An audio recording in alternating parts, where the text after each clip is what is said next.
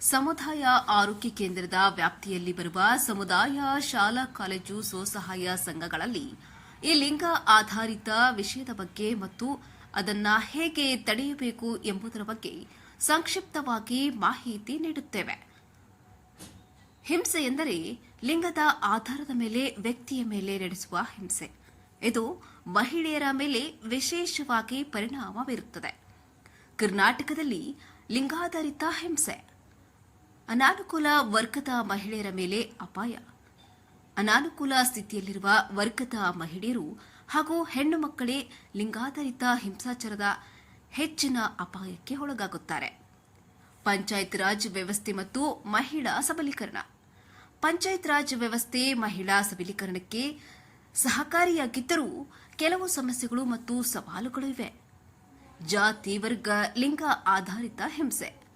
ಜಾತಿ, ವರ್ಗ ಮತ್ತು ಲಿಂಗ ಆಧಾರಿತ ಅಸಮಾನತೆ ಮತ್ತು ದೌರ್ಜನ್ಯಗಳನ್ನು ಬಯಲು ಮಾಡುವ ಮೂಗೇಟು ನಾಟಕವು ಜಾತಿ ದೌರ್ಜನ್ಯವನ್ನು ಸಲೀಸಾಗಿ ನಡೆಸಲು ಅವಕಾಶ ನೀಡುತ್ತದೆ. ಲಿಂಗಾಧಾರಿತ ಹಿಂಸೆ ವಿರುದ್ಧ ಕ್ರಮಗಳು. ಜಾಗೃತಿ ಮೂಡಿಸುವ ಕಾರ್ಯಕ್ರಮಗಳು. ಲಿಂಗಾಧಾರಿತ ಹಿಂಸೆ ವಿರುದ್ಧ ಜಾಥಾ ಮತ್ತು ಜಾಗೃತಿ ಕಾರ್ಯಕ್ರಮಗಳನ್ನು ಆಯೋಜಿಸುವುದು ಮುಖ್ಯ. ಸ್ವಸಹಾಯ ಸಂಘಗಳ ಪಾತ್ರ.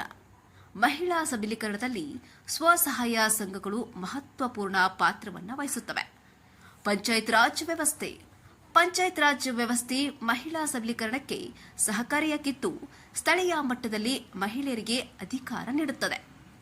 ಸಮಾಜದಲ್ಲಿ ಲಿಂಗಾಧಾರಿತ ಹಿಂಸೆ ವಿರುದ್ಧದ ಕ್ರಮಗಳನ್ನು ಜಾರಿಗೊಳಿಸುವುದು, ಮಹಿಳೆಯರ ಹಕ್ಕುಗಳನ್ನು ರಕ್ಷಿಸುವುದು ಮತ್ತು ಸಮಾನತೆಯನ್ನು ಸಾಧಿಸುವುದು ಅತ್ಯಗತ್ಯವಾಗಿದೆ.